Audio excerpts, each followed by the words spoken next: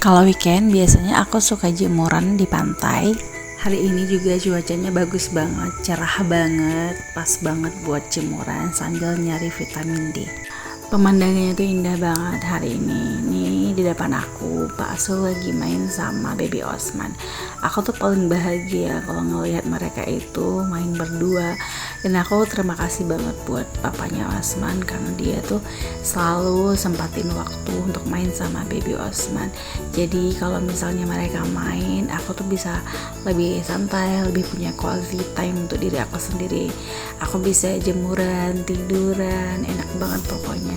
Kan anaknya sudah dijagain sama papanya. Hari ini bener-bener full mereka main berdua, so asik banget. Karena memang kalau di luar itu biasanya yang lebih aktif jagain itu papanya. Kalau di dalam rumah itu dia biasanya lebih lengket kepada mamanya sih. Terus yang paling aku suka kalau misalnya Baby Osman lebih main pasir kayak gini tuh lebih melatih sensorik, fokus dia, motorik dia. Jadi dia tuh lebih enak kalau disuruh tidur, kalau makan pun dia lebih lahap. Jadi sebenarnya semua permasalahan bocil itu ya disuruh main aja guys. Untuk kalian yang tanya, ini pantainya di mana sih kak? Kok bersih banget? Sebenarnya ini tuh pantainya dekat rumah kami, nggak jauh dari rumah kami sekitar 15 menit. Jadi kalau weekend kami tuh sering kemari. Nama pantainya itu Pantai Manohara yang ada di Kota Merdu, Kabupaten Pidijaya, Aceh. Jadi kalau kalian ada kemari boleh nih buat tiduran di sini nyaman banget ya, buat ayunan, buat jemuran, untuk quality time sama family, sama keluarga.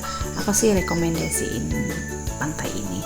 Karena di Pidijaya itu kayaknya cuman ada beberapa pantai, tapi yang paling terkenal tuh ya Pantai Manohara ini.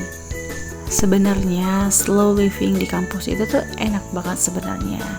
Selain murah ya, di sini bahan belanjaan tuh murah-murah banget, biaya hidup, living cost di sini tuh bener-bener murah banget sih menurut aku. Ya mau hidup di kota ataupun di kampung itu sebenarnya pilihan kita semua. Cuman ya itu ada plus minusnya.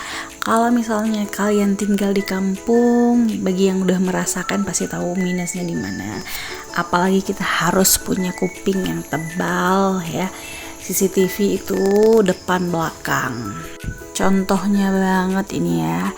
Aku sama Pak Su itu udah sepakat bahwa kita tidak mengadakan yang namanya sistem patriarki yang sudah berkembang lama di kampung. Jadi peran suami, peran ibu, jadi itu kita semuanya harus berperan aktif dalam menjaga anak dan mendidik anak.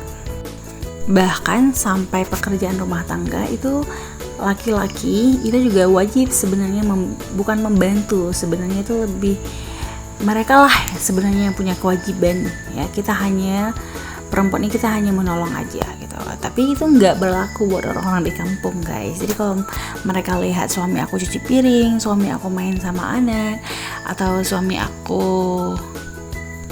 masak misalnya, ataupun akunya tidur terus suami aku tuh jagain anak, itu pasti jadi gosip satu kampung. Aku juga heran sih, dan kayaknya aku gak bisa tinggal di lingkungan yang kayak gitu. Jadi kita memutuskan untuk menjauhi lingkungan-lingkungan toksik. Kenapa? Karena seorang ibu itu butuh mental yang sehat, butuh suasana hati yang senang untuk bisa menjaga, mendidik anaknya.